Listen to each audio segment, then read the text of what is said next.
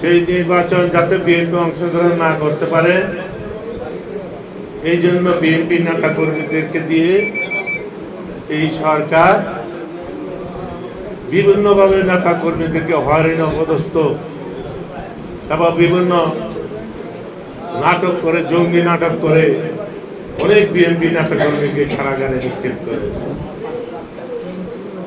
আমাকে গত 5 জানুয়ারি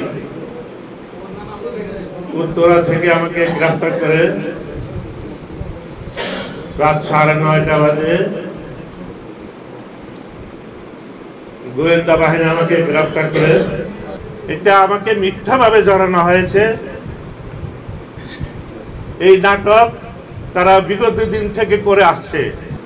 কাজে বিএনপি একটি গণতান্ত্রিক দল। এই বিএনপি এদেশের মানুষের ভোটার অধিকার চায় এবং এদেশের মানুষের গণতান্ত্রিক অধিকার চায়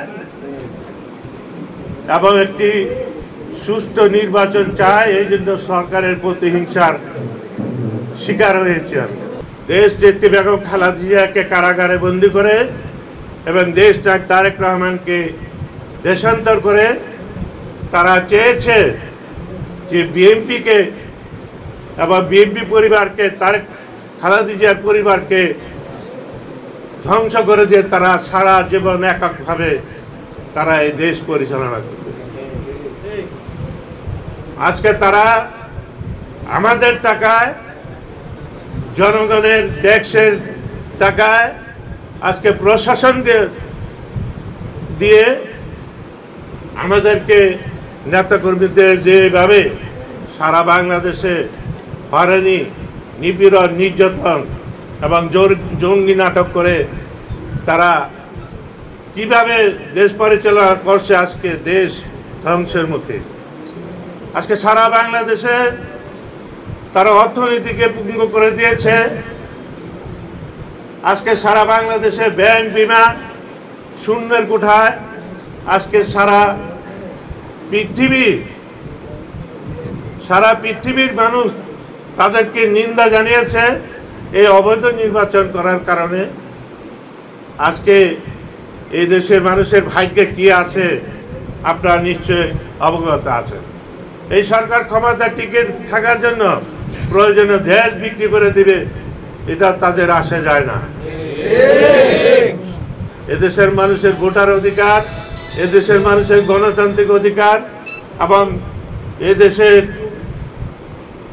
সকল মানুষের অধিকারকে পুনঃপ্রতিষ্ঠা করার জন্য আমরা প্রয়োজনে আরো আন্দোলন করে যাব। আমরা দেশ নেত্রী বেগম খালেদা জিয়াকে মুক্ত করে আনবো এবং দেশ নায়ক তারেক রহমানকেও আমরা বাংলাদেশের মাটিতে ফিরে আনবো ইনশাআল্লাহ। আজকে আল্লাহ তো এদেশে মানুষকে সৃষ্টি করেছে, আল্লাহর নিরাপদ মানুষ, আপনারাও মানুষ। আপনারা এইভাবে ক্রস ফায়ার দিয়ে, গুম করে, আবার বিভিন্ন হুমকি দিয়ে একটি অবৈধ সরকারকে তো আপনারা ক্ষমতায় টিকে রাখতে পারেন না।